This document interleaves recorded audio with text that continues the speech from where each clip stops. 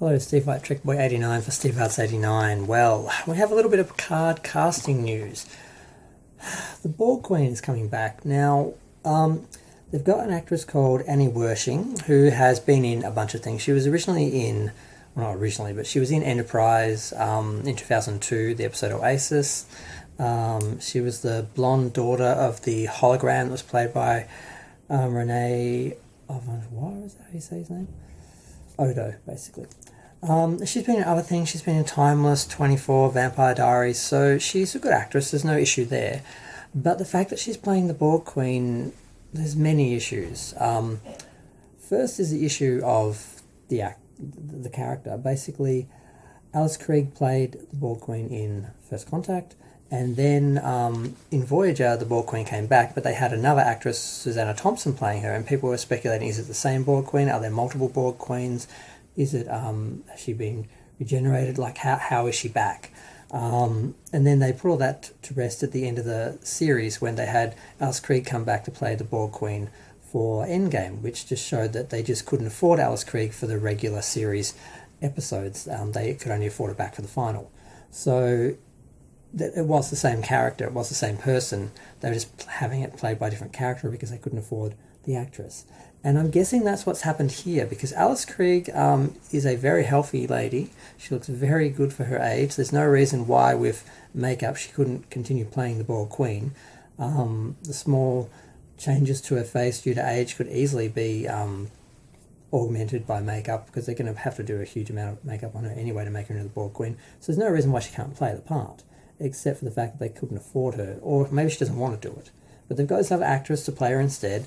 And some people are suggesting, and I heard Sci-Fi Fanatics, who's a bit of an apologist, was saying, well, maybe all the different Borg sects have their own hives and have their own queens, and they all just, this is one of the Borg Queens. I'm like, well, that's a nice explanation and headcanon to sort of explain why they couldn't afford the same actress or couldn't get the same actress back.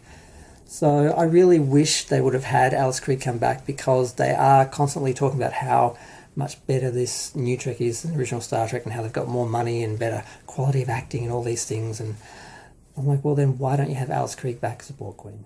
So a little bit cynical on that.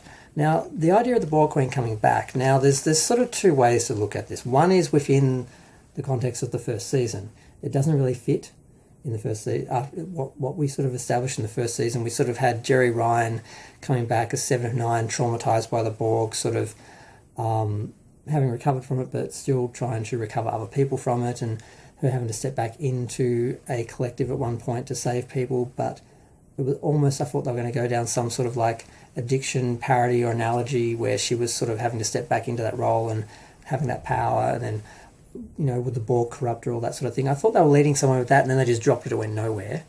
Are they going to go back to that this season? Is she going to get back into the Borg? Is she going to encounter the Borg Queen when she does? Is it all about that? But then there's this whole issue of the time travel and the fact that everything's been changed, and we show 7 of 9 isn't a Borg anymore, or it appears she never was, or she's fully recovered if she was, because we just know she has no Borg implants. So whether she's fully recovered and now free of the Borg, or whether she never was a part of the Borg, it's unclear. If she never was, how would that affect things, blah, blah. And the whole issue of why would... Because the whole reason the Borg Queen was in Star Trek was her relationship with Picard. And presumably she's been brought back to Picard for that. But why would she be interested in a golem or an android or a clone or whatever you want to call Picard now? Because he's not an actual human being anymore. Their interest in humanity was their interest in humanity. He's no longer human. So why would she be interested in him now unless he's human again? Because the other theory that I'm assuming is going to be true is that Q changes something and Picard is turned back into a human again. So in the second season, he is a human again, because maybe they thought the idea of turning him into an android would be good, and then once they really sat with it, they realised this is not going to work. Okay, let's just have Q wave his hand and fix it, because I'm guessing he's not going to be an android anymore. artificial life form or whatever he is. People keep calling him a golem. I keep hearing people say golem, and I forget what term they actually use for him in the show, because I watched it once. I don't want to watch it again, so I'm just going to have to rely on what other people are calling it, because I'm not going to go back and research it. Although I was thinking of doing a review of Discovery Season 1, 2, 3 and Picard, just to see if I was being fair to it. But I'm not sure if I really want to do that. But so I'm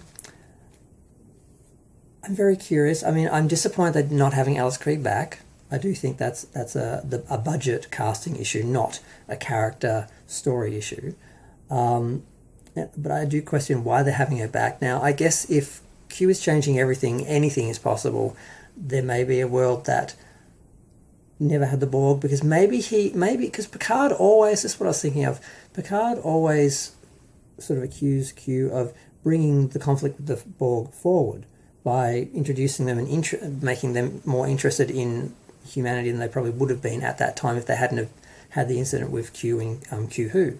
So maybe he says, well, fine, I just won't get involved, we'll see how things go then. And then we find there was this period without the Borg, and then the Borg come later, so we're going to see the second coming of the Borg towards Earth 20, 30 years later. Is that what this is going to be? And we're going to see this new Borg Queen be the original Borg Queen as she would have appeared had Q not interfered? Is that what they're going to do?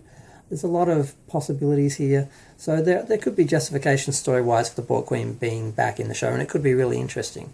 But it certainly wasn't set up in the first season. And it does seem to undermine what they could have done with Jerry Ryan's character, unless it's all part of that development first. So I'm really not sure where this is going. And I'm finding it curious, but also, like, I'm just disappointed, because I love Alice Krige. She was amazing in Sleepwalker. She was amazing in First Contact. She was amazing in Endgame. I'd love to see her come back. There's no reason why she can't. She's not too old. The makeup, does sort of resolve a lot of issues regarding that. I mean, hell, if ABBA can come back, I don't see why Alice Krige can't. So, yeah. The other thing, I was watching a few videos and that, just trying to get a bit of perspective of what other people are thinking. And the first sort of thing that I thought is people are going to say, well, creative bankruptcy. They just couldn't think of anything else. And there is an element of skepticism there with that as well, because it's like, well, if you're going to come in and take a character like Picard, pull him out of the Next Gen, just dump the whole type of show Next Gen was, and just make it all about Picard and different, and say, well, we want to do something different. We're not going to do what you want. We're not going to do Next Gen. We're not going to have those characters back. It's all going to be about Picard. He's going to be on his own journey. It's going to be a different show. Then why go back to something like the Borg Queen? Why aren't you creating new characters? Why aren't you creating new scenarios? Why are you just going back to the old reliables? A cynical person would say, well, the first season didn't do so well, so they're just scrambling and saying, oh, what can we do? Oh, we'll bring the Borg back. We'll have the Borg Queen. We'll bring the Borg Queen back. It does have a sort of desperation to it if you look at it like that, but it's unclear if that's the situation. Was it that simple, or was it something bigger? Is it organic to the story that they're actually telling with Q, and is it organic to what they were doing with 7 of 9, or is it just member berries? We need, who do people remember? Oh, the Borg Queen, we'll bring the Borg Queen back. Well, we can't afford the Borg Queen, well, we'll get some actress to play her, we can just do it that way. So is it that? So my cynical side says that, but the other side of me is looking at the show and saying, well, I can see this place where she'd fit in, or I can see this scenario where she could be brought in with 7. So I'm curious what's going to happen. I did see a little thing on it the other day, and I sort of thought, oh, do I want to jump down that rabbit hole? I'm like, I'm too busy, I'll look at it tomorrow. So that's what I'm doing. So the news is already out, everyone already knows, but it's okay, I'm not a news source. I'm just doing my own blog, my vlog. I keep saying blog for vlog, it's a video log, no? So I just wanted to have my little YouTube therapy and speculate and wonder exactly what this is. And I don't know if Picard, because I mean, Lower Decks is better this year. I'm finding they're actually validating Star Trek as much as they are making fun of it. They're also validating it, which was an element that was missing in the first season. They do seem to have reconciled that. Is it possible they may do the same thing with Picard when they realise, well, the first season didn't work for this and that reason, and they actually change it? And could season 2 be better?